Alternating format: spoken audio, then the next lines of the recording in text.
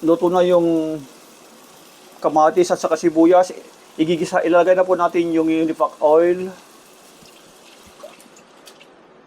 Wow! Ang laki ng laman.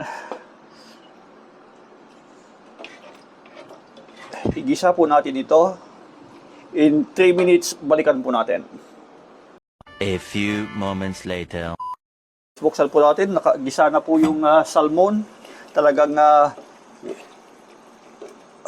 wow, sarap. Amoy pa lang. Dagdagan po natin ng kalahating litrong tubig.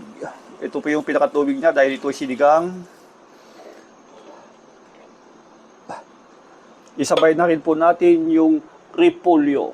Repolyo, guys, yung isang buo, sinap po natin.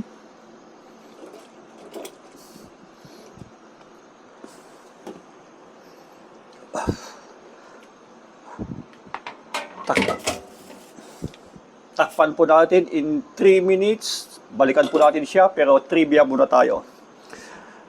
Ano ba yung benepisyon dulot ng repolyo? Magbibigay lang po tayo ng ilan. Base sa aking pagsaliksik, ang repolyo ay mainam pag-iwas sa anemia, pampabawas ng kolesterol, pampalakas ng immune system, at the same time, i-maintain po niya yung ating blood pressure. Kaya mainam po yung repolyo po natin. So, hintayin natin na kumulo yung ating okay. Kulong-kulo na po siya. Luto na yung natin. Kinakailangan half cook lang yung ating repolyo.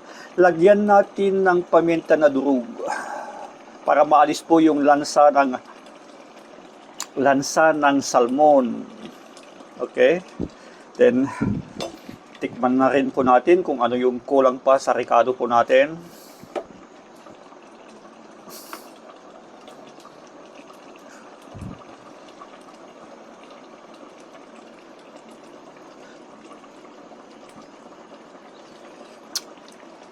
Wow!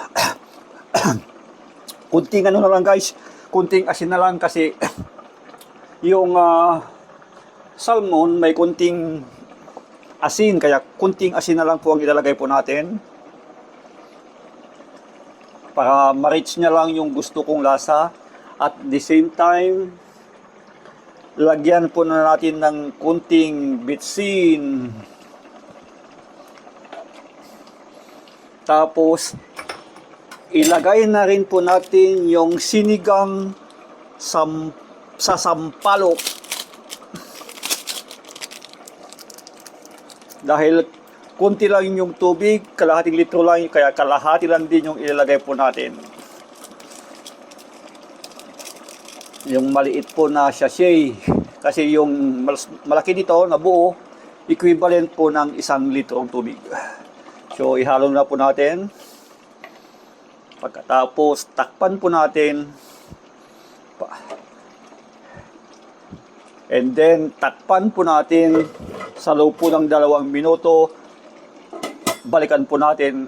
I think, luto na po yung minuto. Thank you guys for watching. At invite po kayo na manood sa aking YouTube channel, Freddy Alega Gonzalez, El Presidente Vlog. Thanks for watching once again. Magandang hapon.